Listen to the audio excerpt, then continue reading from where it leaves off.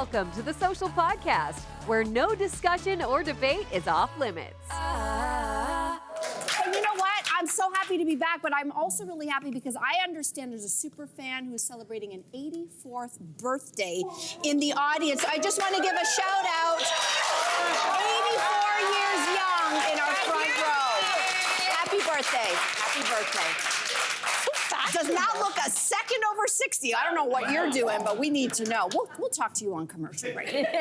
Welcome back, everybody. Well, last night's Screen Actors Guild Awards honored some of the brightest stars in film and television, and they brought their A game to the red carpet. So we're going to kick off with what we love here on the show, and that's fashion. So, Cynthia, who was your best dressed last night? Well, I'm glad you asked, Melissa, because my best dress was Zoe Saldana. Saldana. She was wearing this one-sleeve velvet gown by Saint Laurent, and it had this little embellishment. Like, is it a flower? Is it a disco ball opened up? I do not know. But it was giving, people were noticing online that it was giving a little bit of Dynasty vibes. Yeah. If you're a vintage, you know what I mean? Like a little bit Joan Collins, a little bit of like whatever. So I felt like I loved also her makeup. I thought was impeccable. Just this hair slicked back. And then there's that, on her wrist, she's wearing this bracelet that almost looks like, it's just sort of echoing a little bit of the energy of the shoulder thing, and it's like a white cage. Anyway, head to toe, perfection. Yeah, she looked beautiful. She looked beautiful. What about you, Andrea? All right, so mine was actually someone that I've never heard of before, but she stepped onto the red carpet for an interview with Lily Singh in the pre-show, and I was like, who is that? Because she was tens across the board. I'm talking about Sophia Carson. Look at this dress. Sophia stepped out. She's wearing a peony pink Ellie Saab gown from their Spring-Summer 2025 Haute Couture collection. And from the hair to the necklace, by the way, the necklace is Chopard jewelry. The color, the makeup, look at this.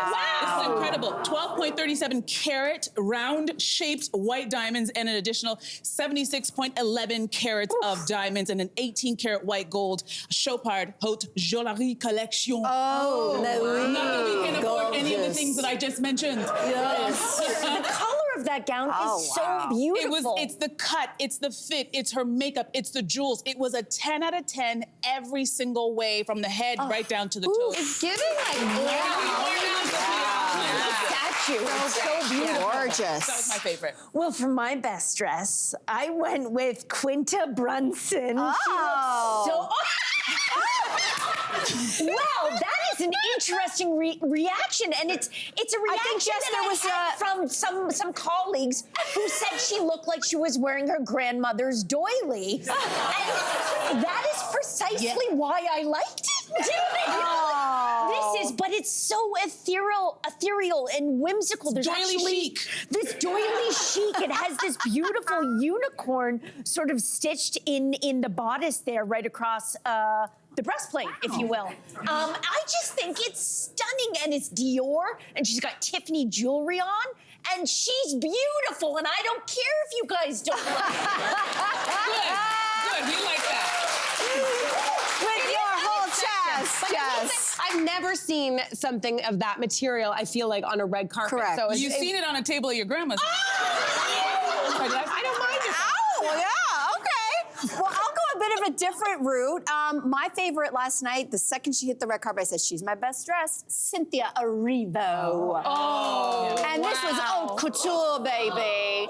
And this is actually vintage, 1990. Oh, we got some mixed reviews. That's fine. 1997 Givenchy, designed by Alexander McQueen, R.I.P. So this is the original, 1997 runway. And the reason why I love Cynthia is because her clothes tell a story. If you look at that model was one of the few black models in the 90s anywhere. She was handpicked to wear the dress. So Jason Bolden, who is Cynthia's stylist, he tells a story with her clothes. So this wasn't just, yes, my woman, she's gonna, make a statement on the red carpet. The backstory is almost just as important as the look itself, because Cynthia is a groundbreaker. So I don't care what you think either. I like it too.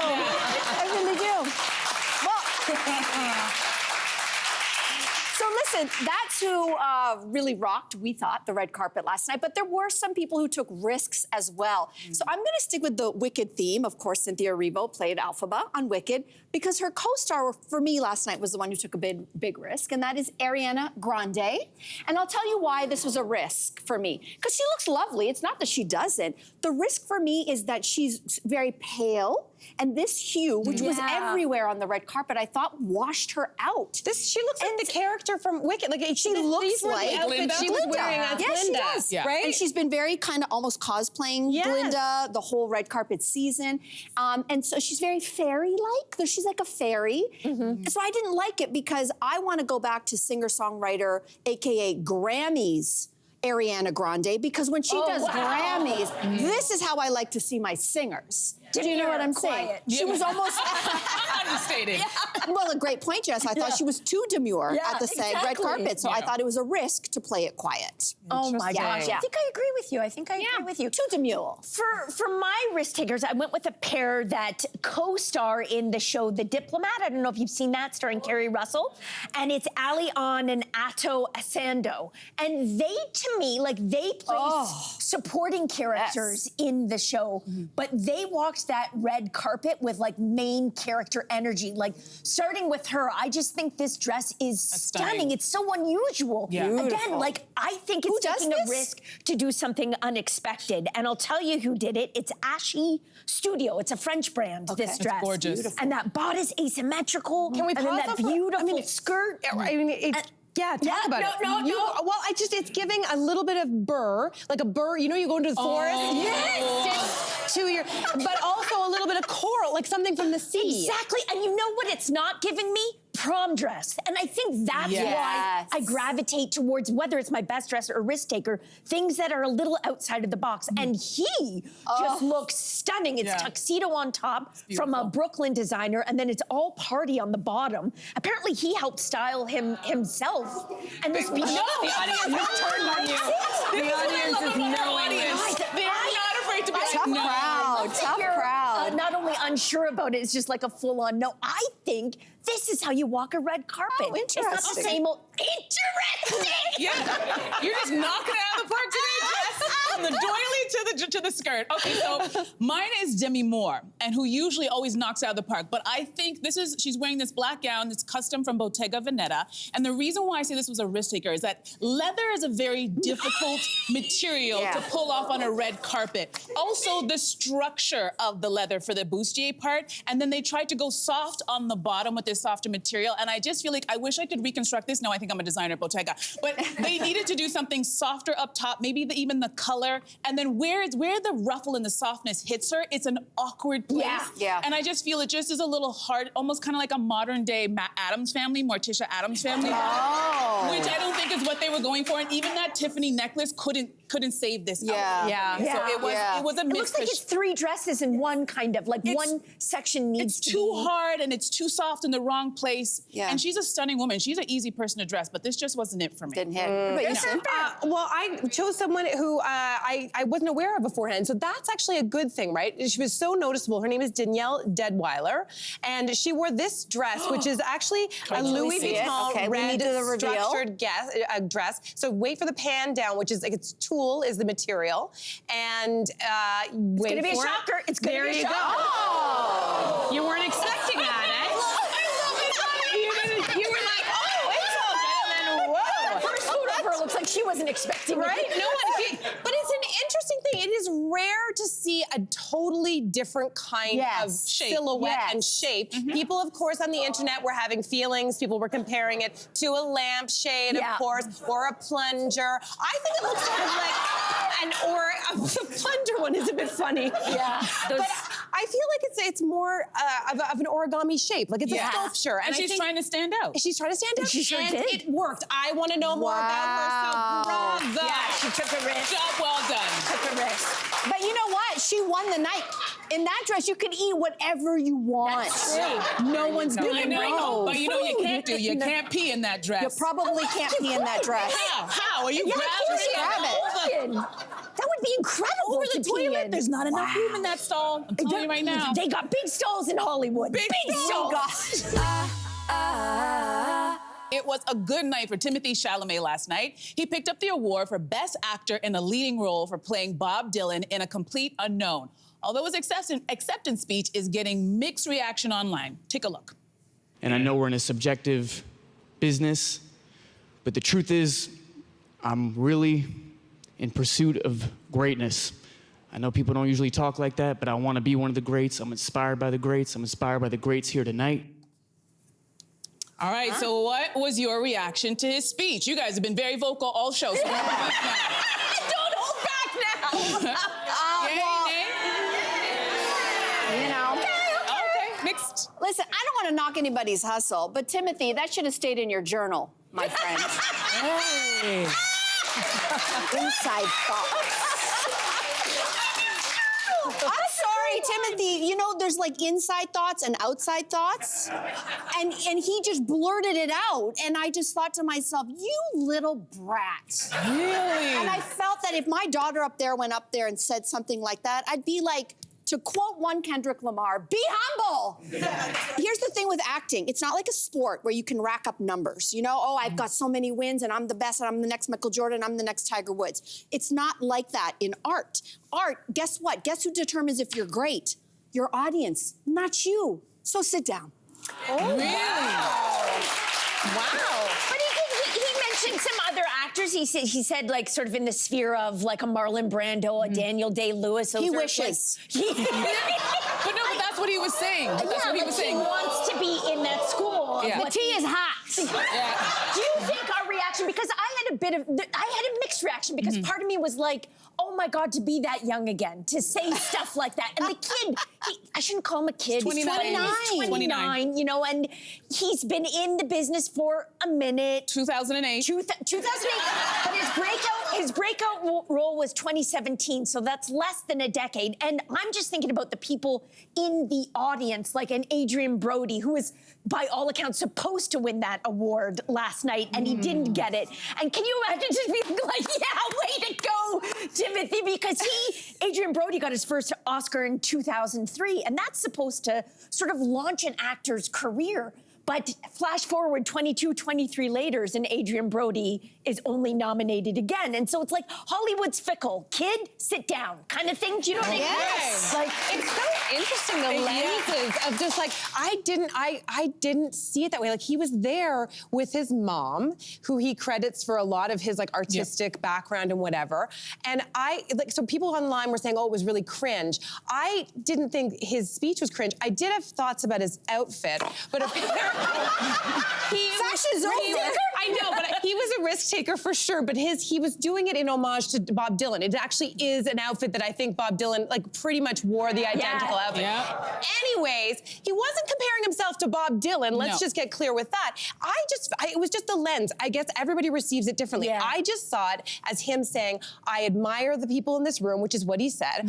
I want to be great. I know I'm not there yet. That's what I heard. Oh, but I want to get there. And I'm with you. I heard the opposite. And here's the deal. I'm going to say something that might be controversial, especially with this very vocal audience that we have today. But I feel like we're in this time of everybody gets a trophy, and perhaps that's why we're pushing back against someone who's unapologetically saying, I want to be one of the greats. I'm working really hard. And he was like, I know it's not the classiest thing to say, but I worked really hard on this. It took me 5 years. And he has to embody someone who is still alive. That in itself is really hard. And I think when you work in a field where people can sit back and judge what you do very easily, and you can make things look really easy, he wants to be like, no, this is really hard, and I worked really hard on this. And this trophy makes me feel like I'm doing the right thing and I should keep on going. And I think we cannot forget, we are often talking about young actors when they start off early in the business. It doesn't go this way for most of them. They usually crash and burn. I was actually and we have a young man who's 29 years old. He's still going for it. He's not done all the typical things that we expect young men like in the business to do. And for that, I am 100% behind him. Unapologetically tell everybody, this is where you want to be. And this award makes you feel like you're doing the right thing. So keep going. And I didn't have a problem with it. I thought it was really a ballsy thing to say. And he did say, listen, I know it's not the classiest thing. He knew that he was going to get pushback, but he was like, I really want to be in that. I really want to be in that group. I really want to be in that group. I think it's just a little humility in that, especially in that room with like people who have been in that industry for so long. Decades. He didn't say, he didn't say I am the In high best. school, I said in my little yearbook summation thing, I'm going to be on Saturday Night Live. No, but like, here's... cringe. Like, No. I think it's a product of youth. I would never say that now. Remember, he didn't say I am. He didn't say I am. He didn't say I am. He's like, I want to be. I want to be. Which is different. If he said, It's true. I am the greatest, and this is why I got this award. If he went full Kanye, then it'd be different. But he was like, I want to be. This is what I'm trying, this is what I think about all the time. This is a person who you know who comes to the set prepared, wanting to do his best. And I say, you have a young man with that attitude, run, young man, run. I'm right behind you. Well, see, Hollywood loves that type. I tried to win him over. Let's stick with actors. How about that, huh? So Nicole Kidman confessed to Time magazine that she's the worst kind of texter. She said if she can't think of the exact right response to a text, she'll ignore it for weeks. So have you gone weeks without texting someone back, Andrea?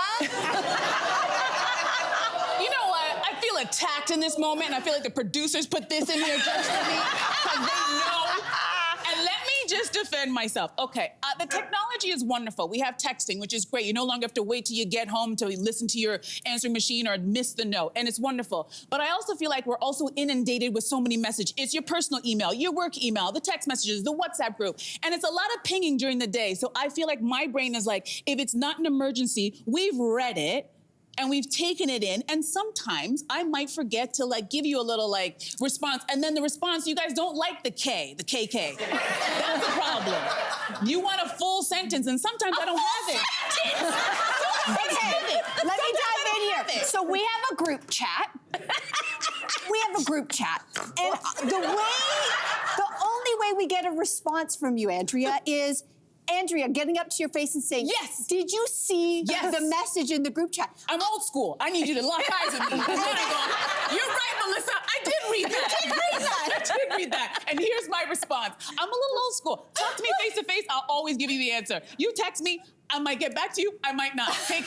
Do you know what? Oh, yeah. Do you know what I think is actually a worse type of texter than not texting back? Is the type of texter, you wake up in the morning and you're like, 19 text messages. What's happened? And it's all from one person who just texts one word at a time. That was me. I feel like I did that to you the other day. But yours are cute. Yours are cute when you do it. Don't. It's just like, you have a thought. Complete the thought, slow down, and send it in one text. Well, no? I don't know. I've done that. I get into the habit of doing, I think, a little bit of bullet points as I'm thinking of it. I just admire. I feel like Jason is a little bit like you. Thank you, Jason. He just, genius. Well, here's the problem that happens in relationships, though, with that. If there's one person who's good about responding to texts and there's another person who's not, guess who in his family is texting me to get set up dates and whatever. People are nodding. They know it. That is it. I'm reliable. And I said this to Jason once. I'm like, your people are contacting me to get set up arrangements. He's like, well, isn't that great? I've set up some boundaries around that.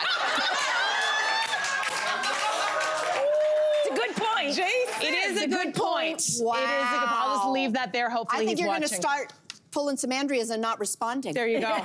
Wait for it. Do you need a nemesis to be successful in life? Whoa. Well, there's a writer for the New York Times who says it actually does work for a lot of many successful people like Kendrick Lamar, Taylor Swift, Michael Jordan. They have all used the power of the grudge to propel them forward in their careers. So what's our take on this? Do you need kind of like an enemy for some healthy competition? I don't think it hurts. It does. I think I personally have benefited a great deal over it. You never talk about it. You never talk about your nemesis.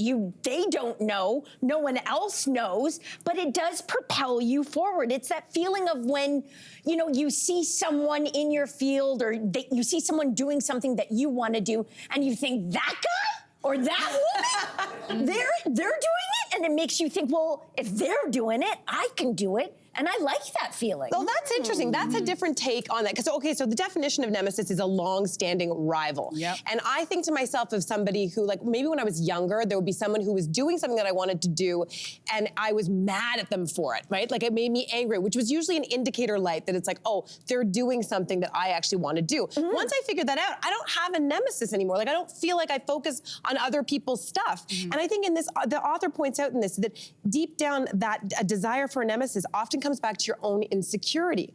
So I think that once you've sort of solved that and you feel good about yourself, why do you need a nemesis? I don't know. Because you can pretend like you're in a movie montage and you're walking through the streets, you know, and there's just music playing. You're like, it's like a revenge fantasy. See, and I think in the movies it works when you have like, you know, those superhero movies like, this is my arch nemesis. Yes! It works there, but in real life, I don't know, it's just the connotation of the word I don't like because it makes me think of negative things like someone you want to compete, someone you want to eliminate, someone you want to get rid of. Well, aren't you guys so enlightened?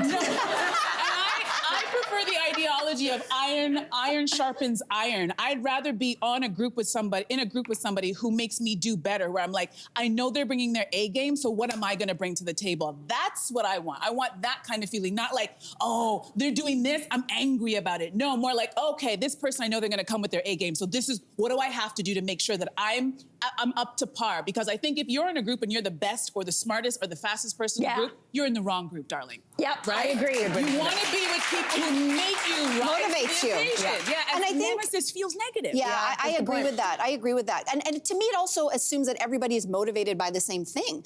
I think depending on what industry you're in, maybe some people really thrive off of competition. Like if you're in sales, you probably want to outdo the person next to you. But I think there's other things that motivate people. Kindness motivates people. Sometimes just wanting to help, like altruism, you know, motivates people. So I think it depends on what motivates you. You should be asking that question. But I also think the gendered component of this is that we're in a culture where we're really comfortable with men and competition, but we still don't like it with women. And I think there's a weird place to find our footing here. And I don't know that I have the answer, but I think that we still might think it's anti-feminist to compete with another woman, like, oh, all women should support all women. Well, guess what? I don't. And I don't mean that to be anti-feminist. No. What I mean is, I think to your point, it's equality. Yeah. It is equality. And to your point, iron sharpens iron.